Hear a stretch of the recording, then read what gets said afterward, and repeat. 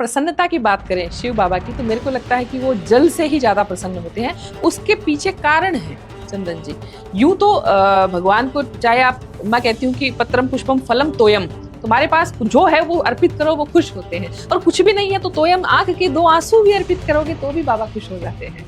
तो कहने का अर्थ है कि जल से शिव का बहुत गहरा संबंध है। जब हम रुद्राभिषेक करते हैं तो सावन के मास में देखिएगा स्वयं प्रकृति जगह जगह शिव का जलाभिषेक करती है। कैसे इंद्रादि देव सावन के महीने में बरसते ही बरसते हैं। और कोई भी सोमवार उठा के ले लीजिए, अगर मेघ नहीं बरसते हैं तो जब स्वयं प्रकृति बाबा का अभिषेक संपूर्ण पृथ्वी पर, ऐसा माना जाता है कि सावन के मास में साक्षात शिव पृथ्वी पे होते हैं और सारे देवी देवता उनका अभिषेक करते हैं जल के माध्यम से, इतनी बारिश होती है। तो इसके पीछे जो कथा है वो आपको ध्यान होगा। अगर समुद्र मंथन में, अब हम सब जानते हैं कि समुद्र मंथन से विष भी निकला था, और उसके अलावा जो वासुकी से पूरा जो समुद्र मंथन किया जा रहा था, और एक तरफ देवता थे एक तरफ राक्षस गण थे, तो वासुकी भी इतना मतलब उष्ण और गर्मी से वो तृप्त हो गया कि उसने उसके मुंह से कितना गरल निकला।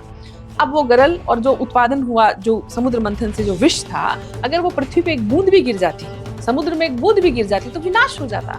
तो सबने कहा जी ये विष कौन पान करे, अब इसका कहाँ निस्तारण करें। तो कौन थे? शिव ने वो सारा विष इकट्ठा किया। बोले ठीक है, मैं इसका पान कर लूंगा।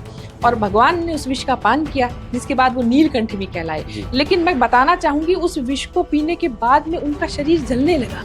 इतनी उष्णता, इतनी गर्मी कि जब वो एक जगह जाके बैठ गए और देवता समुद्र मंथन कर रहे थे, तो सबने देखा कि शिव का शरीर इतना जल रहा है कि एक तरफ से मतलब उनका जो पसीना बन रहा था, एक तरफ से एक धार बन रही थी और दूसरी तरफ से दूसरी धार। तो सब देवी देवताओं ने जो उनके पास बर्तन था, जो उनके पास पात्र था, वो भर भर के उनके ऊपर जल डाला। कि ऐसे तो शिव जल रहे थे ना वो उस विष का पान करने से, तो उनके शरीर को शांति देने के लिए तो सबने जल भर भर के उनके ऊपर डाला।